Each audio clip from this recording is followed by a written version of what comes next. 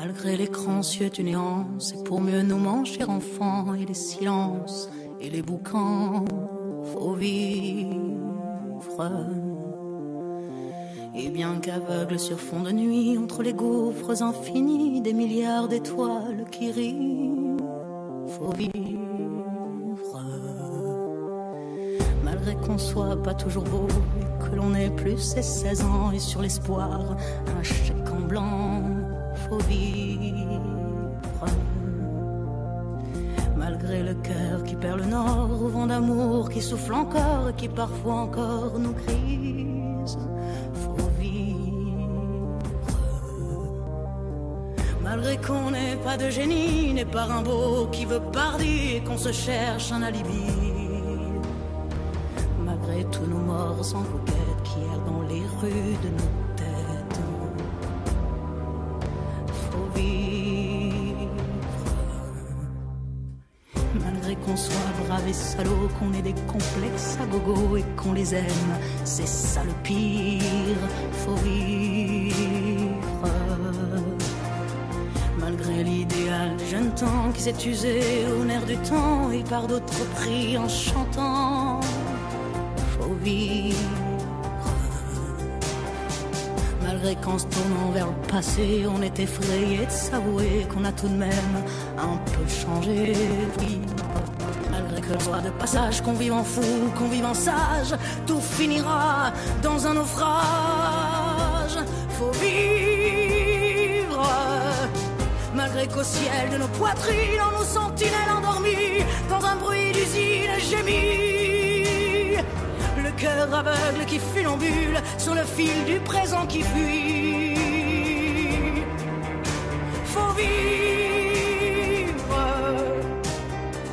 Malgré qu'on ouvre l'enfant mort, si peu parfois remue encore comme un vieux rêve qui agonise. Faut vivre. Malgré qu'on soit dans l'engrenage des notaires et des héritages où le cœur s'écœure et s'enlise, faut vivre.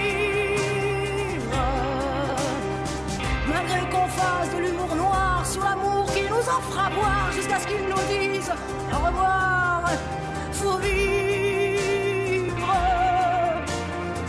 Malgré qu'à tous les horizons, comme un point d'interrogation, la mort nous regarde d'un œil ivre, faut vivre. Malgré tous nos serments d'amour, tous nos mensonges, jour après jour, et bien que l'on n'ait qu'une vie, une seule pour l'éternité, malgré qu'on la sache rater, faut vivre.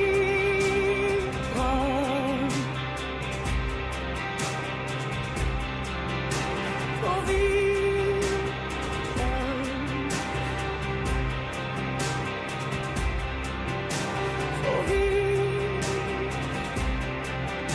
Faut vivre.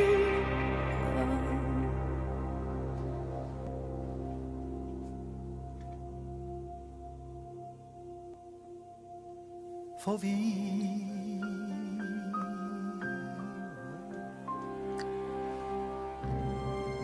Faut vivre, une chanson de Mélismel qui était une chanson de Mouloudji.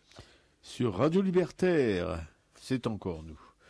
La voix sans Dieu, sans maître et sans publicité, la voix de la Fédération anarchiste, l'émission Intifada, ou sa traduction Le Soulèvement, du 16 janvier 2018. Une émission qui relaie des informations sur l'occupation et la répression de la Palestine par l'État colonial israélien.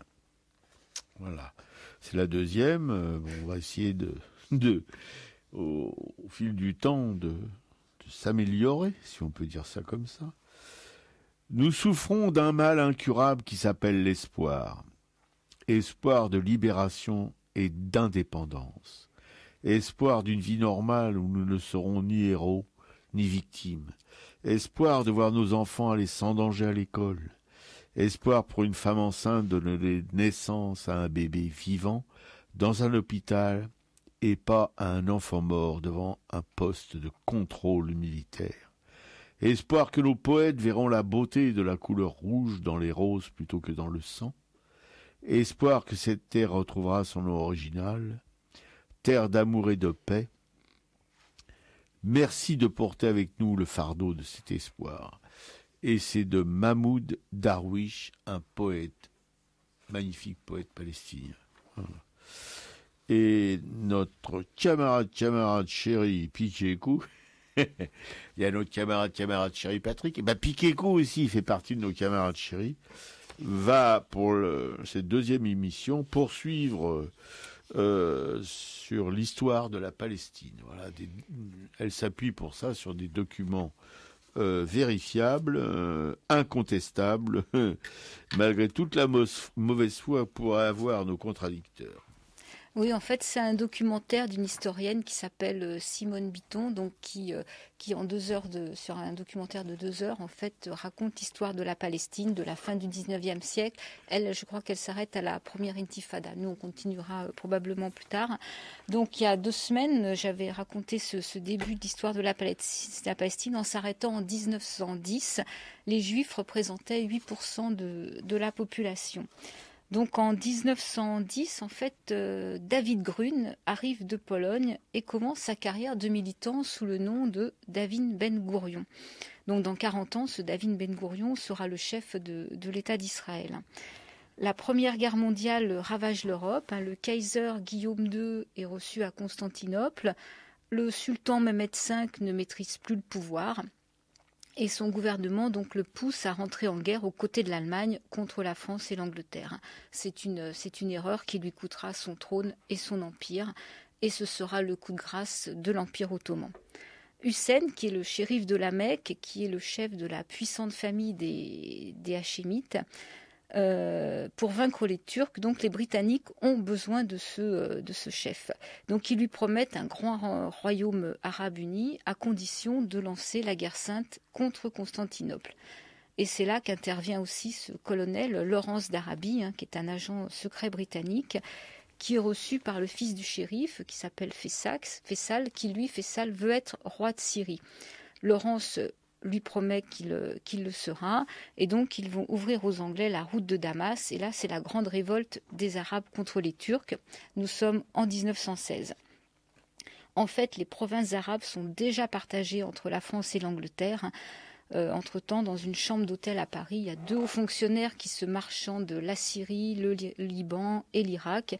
La France, elle, est représentée par Georges Picot, l'Angleterre est représentée par Mark Sykes, et il laisse donc la Palestine serait destinée à devenir une zone internationale après la guerre. En 1917, les Britanniques entrent en Palestine par le sud. Sur la route de Damas, le 9 décembre, les Britanniques ajoutent un dernier joyau à leur couronne, Jérusalem. Le général Allenby franchit les portes de la ville. Par respect pour la ville, il est à pied et sans armes. Les conquérants percent effectivement sous les libérateurs. 3 semaines plus tôt, une lettre du ministre des Affaires étrangères avait dévoilé leurs intentions. C'est la déclaration Balfour qui, en 67 mots, annonce à la communauté juive britannique que le gouvernement de Sa Majesté envisage favorablement l'établissement d'un foyer national juif en Palestine. David Ben Gourion, qui avait été expulsé par les Turcs, apprend la nouvelle à New York. Il revient aussitôt en Palestine et s'engage dans l'armée britannique au sein d'une légion juive. Les premières légions ont été créées en 1915 par Zeb Jabotinsky, qui deviendra le maître à penser de la droite israélienne. Pour les Arabes de Palestine, la déclaration Balfour est le premier signe d'une trahison britannique. Ils s'organisent. En 1919, c'est la réunion du premier congrès national palestinien, qui est l'ancêtre de l'OLP. Le premier grand leader du national palestinien s'appelle Amin al-Husseini. En 1921, il est grand moufti de Jérusalem et président du Conseil suprême musulman. À Londres, Churchill, qui est ministre des colonies, se moque pas mal des doléances arabes. Ce qui compte, c'est d'assurer le contrôle de l'Angleterre sur ses conquêtes militaires. 1922, la Société des Nations ratifie le partage des régions. La Syrie et le Liban sont confiés à la France. L'Irak est mis sous mandat britannique. Ils installeront sur le trône donc Faisal, qui est le fils du shérif Hussein. Pour son frère aîné Abdallah, ils vont créer un nouvel émirat en Transjordanie. La Palestine est inclue dans le mandat britannique et la déclaration Balfour entérinée par la communauté internationale. On avait promis aux Arabes un grand royaume uni et indépendant. En fait, on a créé plusieurs États indépendants, séparés. La Palestine est entourée de frontières.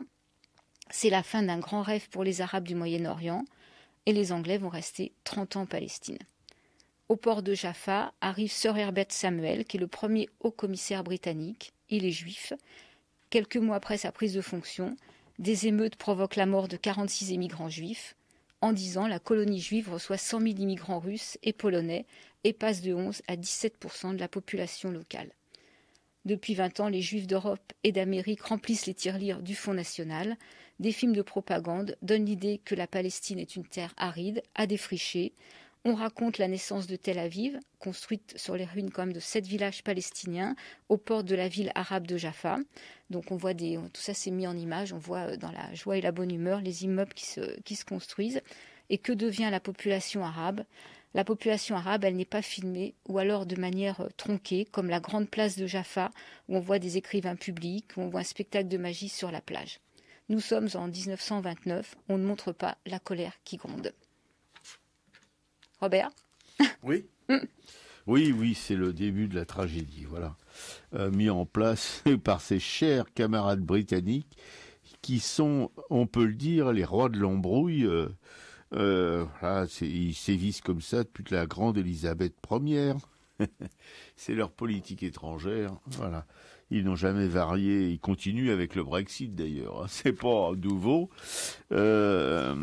C'était le général. Nous voilà. Non, ça c'est le maréchal. Le général qui disait qui refusait absolument de voir les Anglais rejoindre l'Europe.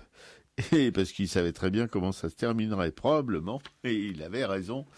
Voilà, il faut être général pour comprendre les Anglais, hein, mais bon, nos politiques apparemment ne comprennent absolument pas ce qui leur arrive, pourtant c'était prévisible apparemment. Voilà. Et alors au Moyen-Orient, ils ont, si vous voulez, planté les graines d'un chaos invraisemblable, voilà, avec la reconnaissance, si vous voulez. Même si, encore une fois, vous ne le voulez pas. Je parle surtout pour les gens qui sont hostiles à nos critiques d'un État, un foyer national juif écrit sur un coin de table, voilà, en quelques lignes, par un espèce d'antisémite notoire d'ailleurs, parce que Balfour n'était pas du tout neutre dans cette histoire. Tout dans cette histoire relève de la farce tragique du grand Guignol, quoi. Voilà. Bon, alors, ma camarade Piquicou a continué à vous donner des informations sur la création de ce bazar au Moyen-Orient. Alors, il y a eu une contamination, évidemment, qui s'est traduite par tout ce qui se passe aujourd'hui, tous ces attentats terroristes en Europe, dans le monde, voilà. Leur origine, il faut la trouver là, et pas ailleurs. Voyez-vous ? Bon. Et on continuera au fil de cette petite émission d'une heure, voilà, mais nécessaire, pour enfin donner la parole à ce petit peuple martyr qui s'appelle la Palestine. Et on va essayer de poursuivre le mieux qu'on peut au fil des émissions pour vous éclairer sur cette histoire, je répète encore une fois, tragique. Ouais. Et je pense qu'effectivement, pour parler de ce peuple palestinien, on est obligé de passer par toute cette histoire, ce début d'histoire, et on passera aussi par le volet culturel. C'est important de raconter qu'il existe des poètes, des écrivains palestiniens, de voir un peu leur travail. Donc tout ça, effectivement, ça fait un tout. Et après, forcément, un côté très politique où on dénonce toutes les abominations qui se passent en Palestine. Oui. Des cinéastes aussi palestiniens, et des plasticiens palestiniens, et des théâtreux palestiniens, qui sont en but, si vous voulez, au contrôle sans faille, à la répression des forces de sécurité de l'État colonial israélien.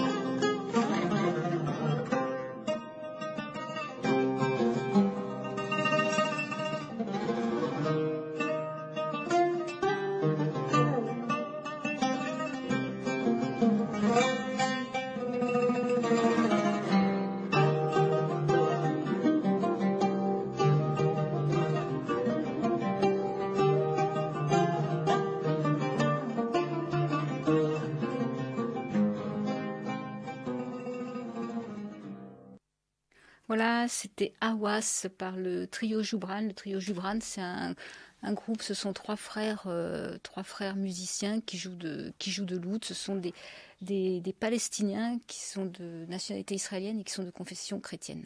Voilà. Vous voyez la simplicité de l'histoire de la Palestine. Et alors maintenant, on va un peu se pencher, pas trop pour pas tomber, mais sur les infos de l'Union juive française pour la Palestine qu'on consulte régulièrement. Et je parle donc de Pascal Boniface, un article de Dominique Vidal, publié le 7 janvier 2018, c'est tout frais, sur le blog de l'inévitable Mediapart, voilà. Nombre d'intellectuels français ont fait depuis une vingtaine d'années les frais du chantage à l'antisémitisme. Mais aucun sans doute n'a été victime aussi longtemps, aussi violemment que Pascal Boniface, que je découvre comme vous.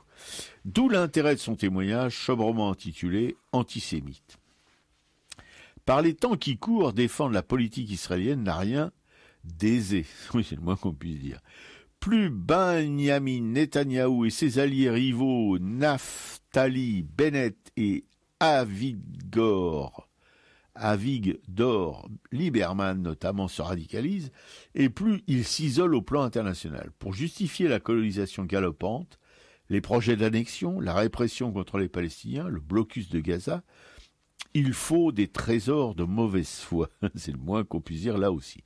C'est pourquoi les propagandistes, ceux de Tel Aviv comme le Relais à Paris, recourent plus que jamais au chantage à l'antisémitisme.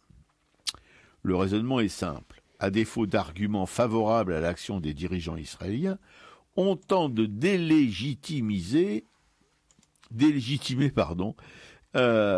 quiconque les critique.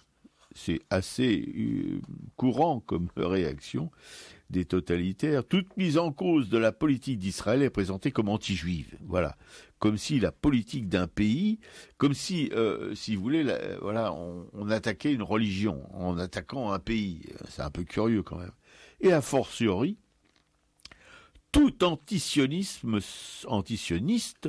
se voit traité d'antisémite, ce qui nous est arrivé récemment. Nombre d'intellectuels français ont fait, depuis une vingtaine d'années, les frais de ce terrorisme. Mais aucun, sans doute, n'a été victime aussi longtemps. Voilà.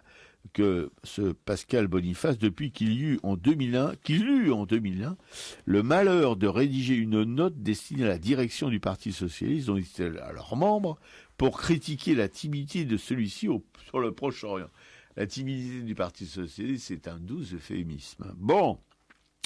Et pourtant, comme il l'écrit dans une vie de recherche, pas une ligne, pas un mot, pas une phrase ne peuvent pourtant permettre de corroborer l'accusation d'antisémitisme. Aucune plainte pour ce motif devant aucun tribunal, alors que la législation française est certainement la plus sévère du monde. Vous avez entendu, du monde, Minus. D'où l'intérêt de son dernier livre, sobrement intitulé « Antisémite », qui est un témoignage vivant dont chaque élément est daté et sourcé sur les pressions, diffamations, insultes et malheurs en tout genre auxquels une poignée d'inconditionnels d'Israël se sont livrés afin de le priver de tous ses moyens d'expression. Avec succès malheureusement, s'agissant des chroniques qu'il assurait dans les journaux régionaux et qui lui ont été retirées sous la pression. Sans succès heureusement s'agissant de la direction de l'Institut de recherche internationale et stratégique, l'IRIS, dont tout a pourtant été tenté pour l'évincer. La victoire, car c'en est une, de Pascal Boniface se teinte néanmoins d'amertume, car à défaut de le faire taire, ses accusateurs ont réussi à éloigner de lui nombre de ses amis juifs. Certes, le Conseil représentatif des institutions juives de France, le CRIF, bien nommé, n'encarte qu'une minorité de juifs en France. Ouf! Mais cette minorité sert d'otage au gouvernement le plus nationaliste de l'histoire d'Israël via les dirigeants communautaires français et leurs intellectuels organiques. Je vous les cite pas, vous devez les connaître. La palme revient souvent à Manuel Valls, on est étonné. Lui qui en 2002 avait apporté son appui à Pascal Boniface s'efforce encore et toujours d'obtenir que les autorités cessent toute subvention à l'IRIS. De quoi je me mêle? C'est sans doute pourquoi l'ancien Premier ministre se trouvait hier aux Folies Bergères. Être Charlie, tweetait-il, c'est accepter le débat, la critique, l'esprit de contestation. Non mais les politiques, ils sont pas un retournement de veste, vous voyez. Un jour on dit ça, le lendemain on dit exactement le contraire, sans état d'âme. Et c'est le cas de notre ministre Manuel Valls. Et c'est ce qui s'applique à cet écrivain juif, Pascal Boniface. Je ne sais pas s'il est juif, peu importe, Pascal Boniface. Voilà. C'est ma petite contribution à ce débat, voilà, à cette utilisation des infos de l'UJFP pour cette émission. Et puis, on voudrait vous parler aussi d'une vidéo qu'on a vue justement sur le site de l'UJFP, concernant une juive américaine, Anna Balzer, qui a prononcé un discours contre la neutralité. Ouais, une très belle vidéo. Cette femme elle est coordinatrice de la campagne pour le droit des Palestiniens aux États-Unis et elle est très calme, très douce et elle s'adresse en ces termes en me disant que quand on évoque des conflits, on cherche toujours à rechercher une certaine neutralité, à essayer de voir de part et d'autre ce qui ne va pas. Elle dit qu'elle-même a été dans cet esprit de neutralité pendant longtemps, jusqu'au jour où elle est allée en Palestine et qu'elle a vu un bébé mort à Anshengpon parce que la maman n'a pas pu accéder à l'hôpital assez rapidement. Elle a vu la condition de vie des Palestiniens et maintenant, en fait, elle dénonce cette neutralité en disant que dans ce conflit, on ne peut pas et on ne doit absolument pas rester neutre, quoi. C'est absolument pas possible. Et elle reparle aussi de l'acquisition des droits civiques aux États-Unis, de l'engagement qu'il fallait avoir à ce moment-là. Donc c'est vraiment, je mettrai la vidéo sur le blog, enfin c'est sur le site de l'UGFP. Il faut vraiment voir cette femme s'exprimer tout en douceur, mais avec des propos très très pertinents, quoi. Oui, tout à fait. Et je répète, c'est une juive américaine. D'ailleurs, quand elle est allée en Israël puis en Palestine, l'État colonial israélien a essayé de la retenir en lui proposant une maison, tout ça, hein, et elle a refusé parce qu'elle a dit cette maison, elle appartient à des Palestiniens. Je ne veux pas vivre dans une maison dont on a chassé les occupants, parce qu'ils ne sont pas juifs. Voilà. Elle a été, Piekou a évoqué ce bébé mort, un checkpoint, et c'est dans le poème de Djihad Darwish que je vous ai lu en introduction à cette émission. Voilà, c'est pas... Djihad Darwish non plus ne raconte pas des histoires, c'est corroboré par l'expérience de cette femme. Et si elle avait vu que ça encore, c'est déjà terrifiant, mais elle en a vu tellement d'autres de ces conséquences de la colonisation par l'État colonial israélien de cette pauvre terre de Palestine, voilà, qui l'a complètement retournée, cette juive américaine qui avant, comme on l'a évoqué, était plutôt neutre dans sa position vis-à-vis du conflit israélo-palestinien. Voilà, puis toujours bercé par la Shoah, qui effectivement, sa grand-mère avait échappé aux nazis, avait pu se trouver refuge, je crois, en Israël, aux États-Unis. Enfin, donc elle était vraiment dans cette idéologie d'un État juif possible, sans comprendre tout ce que les Palestiniens allaient devoir subir, quoi. Donc elle s'est vraiment formée, elle a vraiment compris, donc son discours est d'autant plus pertinent, quoi. Tout à fait.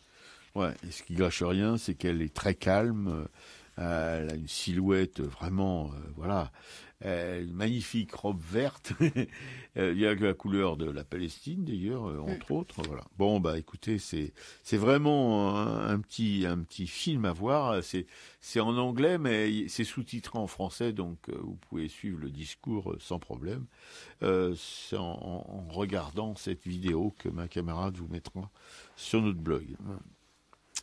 Et puis aussi, il y a Shlomo Sand, il y a Monsieur Perlimpinpin là, qui squatte l'Élysée, qui a, comme vous le savez, qui a fait un discours sur les responsabilités de la France dans la Shoah, enfin à partir de... Dans la rafle du Veldiv. Voilà, c'est ça, voilà. Et alors il commence, en commençant à lire le discours, je parle pour Shlomo Sand, hein, qui est un historien israélien reconnu, très connu, qui conteste à peu près tout sur l'identité juive, enfin voilà, qui enseigne à l'université de Tel Aviv, hein, il est toujours là-bas, ils l'ont pas encore foutu dehors, mais ça va venir, faut pas se faire de soucis pour ça. Voilà, c'est Shlomo Sand qui parle. En commençant à lire votre discours sur la commémoration de la rafle du Veldiv, j'ai éprouvé de la reconnaissance envers vous. En effet, au regard d'une longue tradition de dirigeants politiques, de droite comme de gauche, qui au passé et au présent se sont défaussés quant à la participation et à la responsabilité de la France dans la déportation des personnes d'origine juive vers les camps de la mort, vous avez pris une position claire et dénuée d'ambiguïté. Oui, la France est responsable de la déportation. Oui, il y a bien eu un antisémitisme en France avant et après la Seconde Guerre mondiale. Oui, il faut continuer à combattre toutes les formes de racisme. J'ai vu ces positions comme étant en continuité avec votre courageuse déclaration faite en Algérie, selon laquelle le colonialisme constitue un crime contre l'humanité. Pour être tout à fait franc, j'ai été plutôt agacé par le fait que vous ayez invité Benjamin Netanyahou, qui est incontestablement arrangé dans la catégorie des oppresseurs, et ne saurait donc s'afficher en représentant des victimes d'hier. Certes, je connais depuis longtemps l'impossibilité de réparer la mémoire de la politique. séparer la mémoire de la politique. Peut-être déployez-vous une stratégie sophistiquée, encore non révélée, visant à contribuer à la réalisation d'un compromis équitable au Proche-Orient. Point d'interrogation. J'ai cessé de vous comprendre lorsqu'au cours de votre discours, vous avez déclaré que l'antisionisme est la forme réinventée de l'antisémitisme. Cette déclaration avait-elle pour but de complaire à votre invité, ou bien est-ce purement et simplement une marque d'inculture politique? L'ancien étudiant en philosophie, l'assistant de Paul Ricoeur, a-t-il si peu lu de livres d'histoire au point d'ignorer que nombre de juifs ou de descendants de filiation juive sont toujours opposés au sionisme, sans pour autant être antisémites? Je fais ici référence à presque tous les anciens grands rabbins, mais aussi aux prises de position d'une partie du judaïsme orthodoxe contemporain. J'ai également en mémoire des personnalités telles Marek Edelman, l'un des dirigeants rescapés de l'insurrection du ghetto de Varsovie, ou encore des communistes d'origine juive résistants du groupe Manoukian, qui ont péri. Je pense aussi à mon ami et professeur Pierre Vidal-Naquet et à d'autres grands historiens ou sociologues comme Eric Hobsbawm, oui, bon, c'est difficile, ces mots, voilà, et Maxime Rodinson, dont les écrits Le Souvenir me sont chers, ou encore à Edgar Morin. Enfin, je me demande si sincèrement vous attendez des Palestiniens qu'ils ne soient pas antisionistes. Voilà. Alors, je passe, parce qu'il y en a 2 pages, c'est assez dense. Je finis, comment dirais-je, et 20 l'année 1967, depuis lors Israël règne sur 5,5 millions de Palestiniens, alors qu'à l'origine ils étaient 650 000 en Palestine, les Juifs. Privés de droits civiques, les Palestiniens, 5,5 millions politiques et sociaux, ils sont assujettis par Israël à un contrôle militaire, pour une partie d'entre eux, dans une sorte de réserve d'Indiens en Cisjordanie, tandis que d'autres sont enfermés dans une réserve de barbelés à Gaza. 70% de ceux-ci sont des réfugiés ou des descendants de réfugiés. Israël, qui ne cesse de proclamer son désir de paix, considère les territoires conquis en 1967 comme faisant intégralement partie de la terre d'Israël. Il s'y comporte selon son bon vouloir. Jusqu'à présent, 600 000 colons israéliens juifs ils ont été installés, et cela n'est pas terminé. Voilà pourquoi, Monsieur le Président, je ne peux pas être sioniste. Je suis un citoyen désireux que l'État dans lequel il vit soit une république israélienne, non pas un État communautaire juif. Descendant de juifs qui ont trop souffert de discrimination, je ne veux pas vivre dans un État qui, par son autodéfinition, fait de moi un citoyen doté de privilèges. À votre avis, Monsieur le Président, cela fait-il de moi l'antisémite? Shlomo, historien israélien, traduit de l'hébreu par Michel Bilis. Voilà. Là, je vous en ai épargné quand même quelques lignes, parce que bon, c'est passionnant. Vous trouverez ce texte en intégrale sur notre blog, le blog qui parle d'Intifada, voilà. Vous aurez tout ça. Et aussi, toujours, on continue, sans respirer. Voilà. Encore un site de l'agence, sur le site de l'agence Mediapart. Aucun enfant ne doit vivre sous occupation militaire israélienne. Voilà. C'est toi qui est en cause, non? Oh bon. Alors c'est moi. Alors voilà. C'est une parole juive contre le racisme, 2e édition. Des juifs s'expriment contre le racisme, pas seulement contre l'antisémitisme. Voilà. Contre toutes les formes de racisme, les Juifs sont encore parfois victimes de crimes de haine, mais les principales victimes des discriminations et agressions racistes aujourd'hui ne sont plus les Juifs. Dans notre société, négrophobie et bavure policière ont partie liées, tandis que l'islamophobie inventive des autorités ouvre la porte aux discriminations et légitime les agressions. Voilà.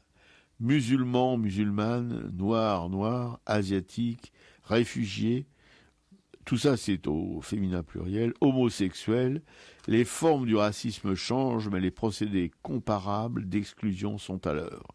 Il faut d'abord définir le racisme. Sa prétention à être scientifique doit être anéantie. Le racisme est une construction politique et sociale. Pour le comprendre, deux questions doivent être posées. Le racisme, à quoi ça a servi? Et à quoi ça sert le racisme aujourd'hui? Les auteurs, féminins, masculins, partent de l'histoire des Juifs dans l'Europe de la Shoah, comme dans les pays arabes colonisés. Leur but est de mettre cette histoire douloureuse au service des solidarités antiracistes d'aujourd'hui. C'est le sens des actions évoquées ici, comme le manifeste des enfants cachés, dans lequel des victimes des lois raciales vichistes rappellent que sans la solidarité active de délinquants solidaires, ils ne seraient pas en vie. Il faut remonter plus loin dans l'histoire. Le racisme d'État a produit la traite négrière, l'esclavage codifié dans le Code noir. Le colonialisme est à l'origine d'un siècle et demi de discrimination légale, dont l'apartheid sud-africain. Les fondements du profond racisme qui imprègne la société française se trouvent incontestablement dans des institutions, des pratiques et des discours qui ont été élaborés dans le cadre de l'empire colonial français. Ce livre est une petite pierre à ajouter à la construction d'une nouvelle antiracisme politique et décolonial, d'un nouvel antiracisme des politiques et coloniales, dans les solidarités avec les mouvements autonomes des racisés et racisés au masculin pluriel. Voilà. Alors, qu'est-ce que ça a à voir? Alors, je vous dis, on est encore au début de ces émissions. Hein. On peut se mélanger un peu les crayons, malheureusement, parce que aucun enfant ne doit vivre sous occupation militaire israélienne. J'ai dû oublier mon papier. Ah ouais. En tout cas, moi, ce que je rajouterais par rapport à ça, c'est l'appel à action qu'il y a du 10 au 20 janvier 2018 pour libérer Ahed Tamimi et tous les prisonniers politiques palestiniens, parce que cette jeune fille qui a juste 16 ans a été arrêtée le 19 décembre.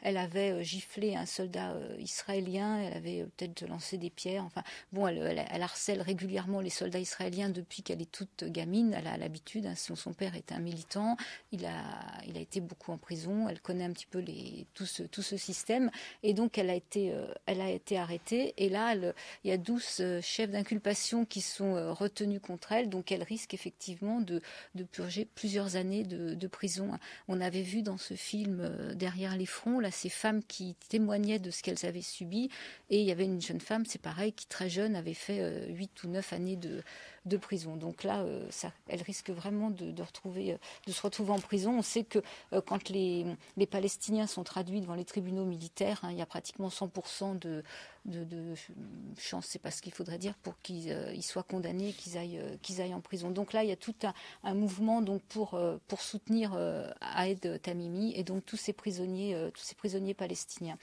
Voilà. Surtout des enfants aussi, parce qu'il faut dire qu'il y a en ce moment au moins 600 enfants dans les geôles de l'État colonial israélien qui sont... Il n'y a pas souvent...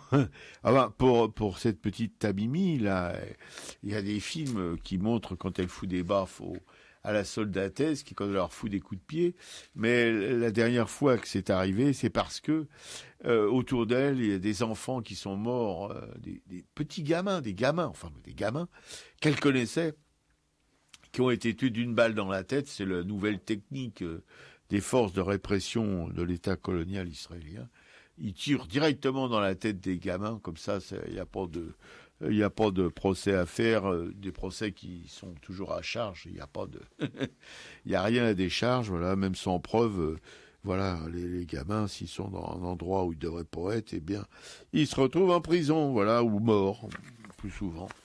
C'est le destin fatal de la jeunesse palestinienne sous le joug de ce pays répressif, surtout et uniquement pour les occuper.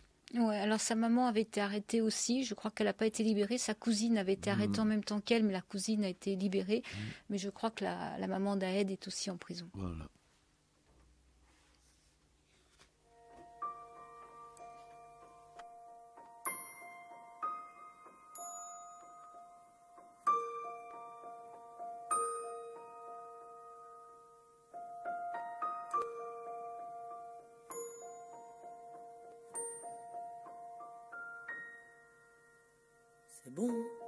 comme un bonbon, c'est doux comme un bisou, plus grand que l'océan, brillant comme le firmament, sourire d'amour.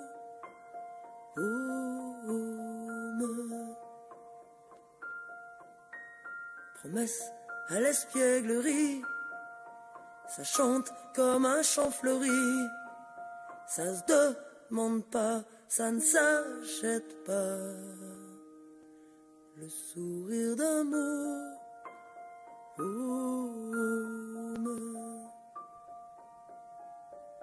Quand il est pour toi, tu peux pas te tromper, droit en plein cœur, pas celui d'un côté. Quand il est pour toi, tu peux pas te bourrer, t'es le roi du monde et pas qu'à peu près, c'est bon comme un bonbon, c'est doux comme un bisou, aussi chaud que le soleil, la 8e merveille, sourire d'amour.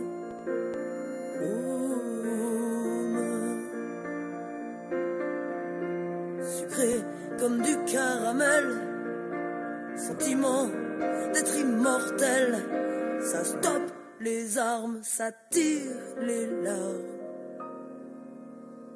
le sourire d'amour.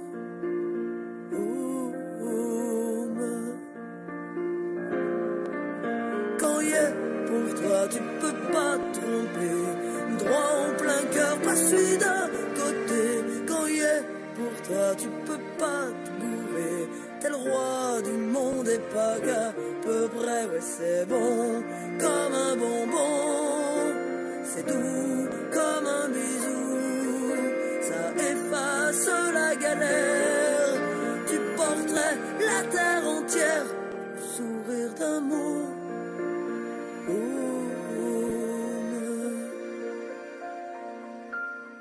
Ce petit plissement de frimousse, c'est la vie qui éclabousse, et sacrilège s'il est en danger. Le peuple entier se lève, faut pas y toucher, c'est bon comme un bonbon, c'est doux comme un bisou, ça se demande pas, ça ne s'achète pas, le sourire d'amour.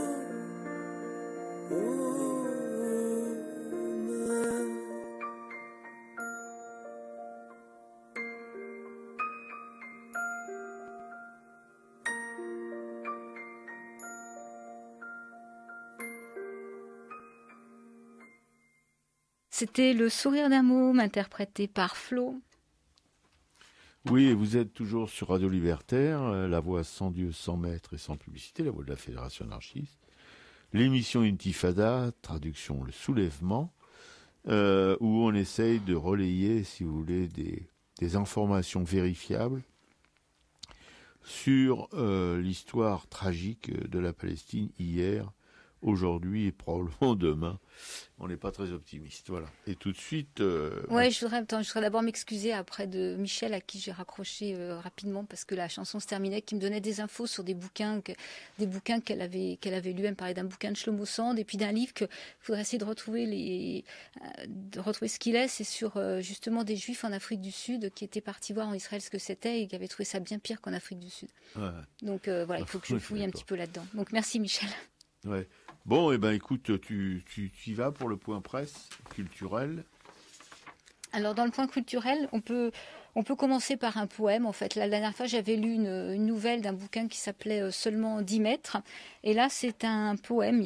C'est un poème de Al-Qasim, en fait, qui est un druze. Il est né en 1939. Il a vécu en Palestine. Il est resté même après la création de l'État d'Israël. Et il a grandi donc sous ce pouvoir militaire qu'on imposait aux communautés palestiniennes jusqu'à la fin donc des années 60. Il est allé à l'école à Nazareth.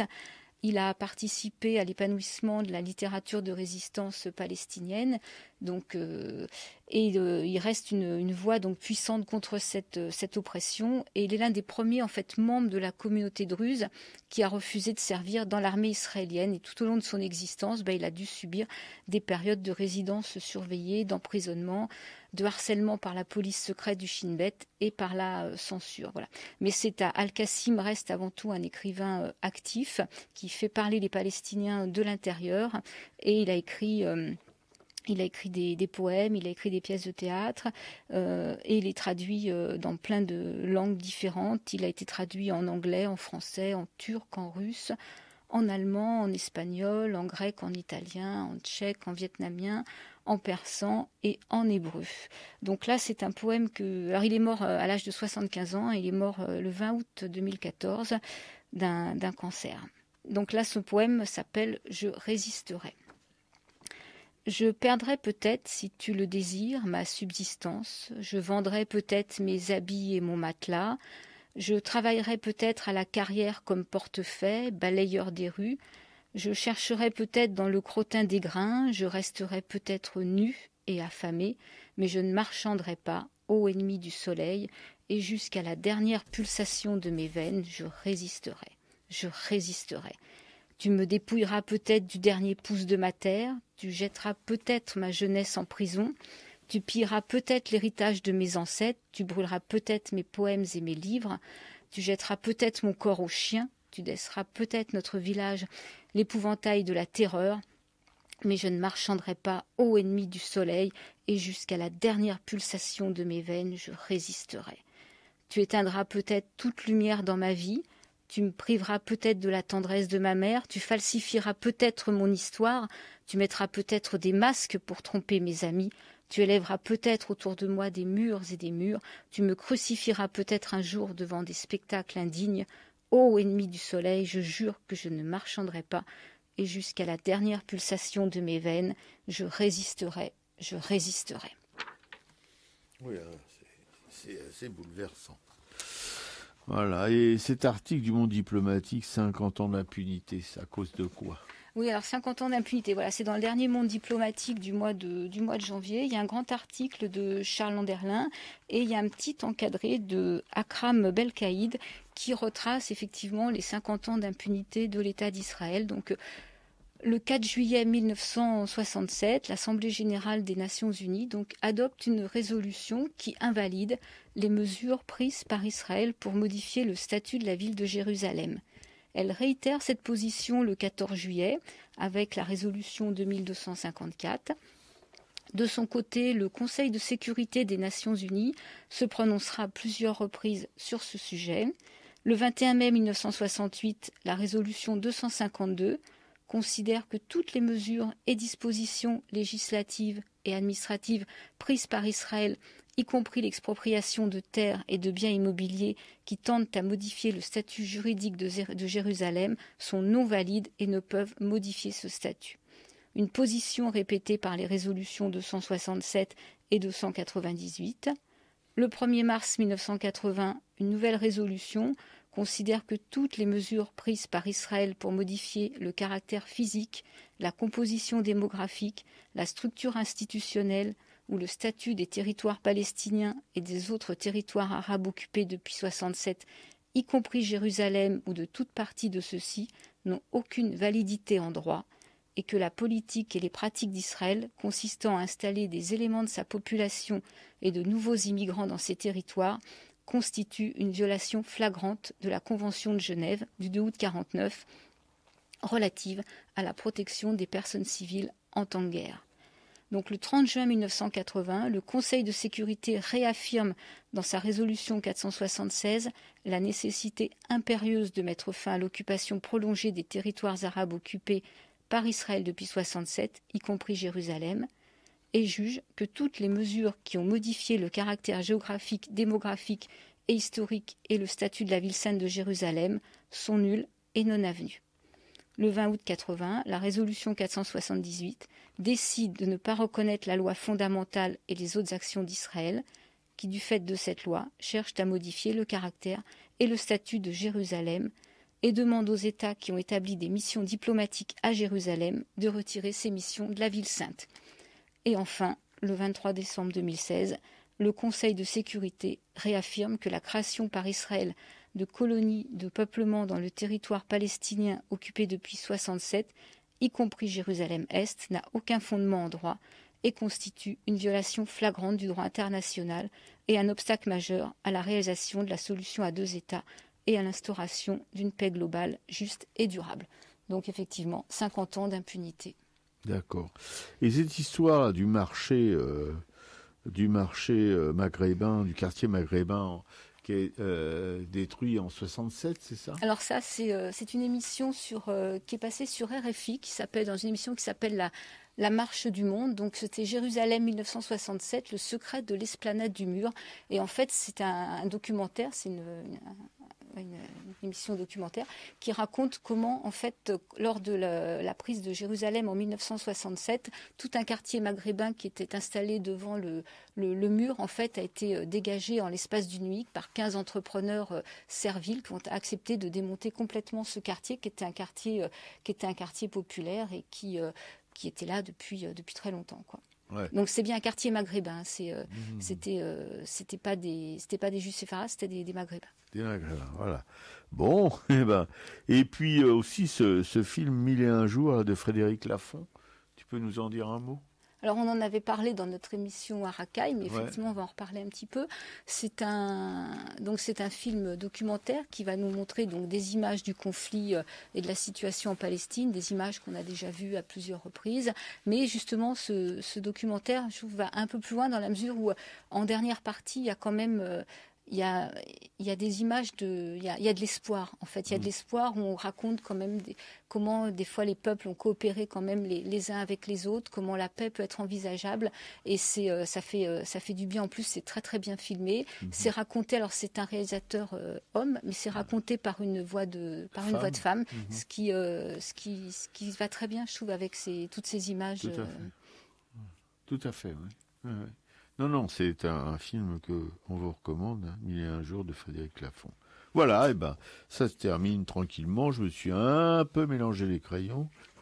Vous m'excusez, mais ça n'arrivera plus. On peut dire que ce que tu as lu, en fait, c'est ce que tu pensais mettre dans Lire à Publico. Voilà, c'était ça, absolument. Une parole juive contre le racisme, 2e édition. C'était ton billet sur Lire à Publico, quoi. Tout à fait. Et c'est aux éditions Sileps. Et ça coûte 8 €. Voilà, que vous pouvez trouver à Publico ou commander à Publico. Voilà. Et donc on va s'arrêter là, je pense, en réitirant mes excuses aux auditeurs qui m'ont suivi dans mon errance durant cette émission.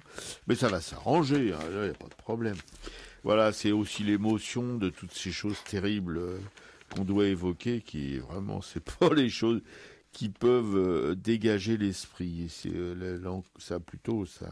Ouais. Ça meurtrit un peu. Ça meurtrit, ouais. Je voudrais rappeler que dans le monde diplomatique, moi j'ai lu donc le petit encadré sur ces 50 ans d'impunité et que l'article plus important s'appelle Jérusalem, donc l'erreur fondamentale du président américain, et c'est l'article de Charles Anderlin. Dans une vidéo, je crois que c'est Shlomo Sand qui intervenait et qui disait que justement que le jour où Israël sera enfin puni, en fait, peut-être les choses commenceront à avancer, quoi. Oui, non, mais c'est pas demain la veille. Parce que là, c'est vrai qu'on voit quand même toutes ces déclarations, et finalement, les choses n'avancent pas pour autant, quoi. Ça fait 50 ans qu'on répète les mêmes choses et que Israël continue de construire. Bah oui, parce que le but initial, si vous voulez, de cette installation en Palestine, c'est de retrouver le grand Israël historique qui n'a jamais existé, mais enfin dans la tête de ces gens-là, c'est voilà. En répétant encore une fois, comme je l'ai dit précédemment, que dans donc pas dans l'imagerie, mais dans l'histoire religieuse juive, le retour dans la terre promise si vous voulez, cette terre leur a été retirée par Dieu. Donc, c'est Dieu qui doit leur restituer, et non pas les sionistes. Voilà, c'est tout simple. Et les juifs, en tout cas religieux, ou ceux qui se présentent comme tels, ne peuvent pas accepter, si vous voulez, le fait accompli des sionistes en Israël. Voilà, c'est tout, en terre de Palestine. Voilà. C'est tout simple. Hein. Alors c'est embrouillé à loisir et à plaisir par tous les gens qui répandent tous ces mensonges à ce sujet, mais la vérité est beaucoup plus simple comme toujours. Voilà.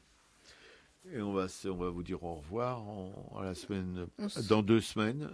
Ouais, dans 2 semaines pour Intifada. On termine avec Julia Boutros, Win al-Malayin. Donc on rappelle que Julia Boutros est une chanteuse libanaise chrétienne. Tout à fait.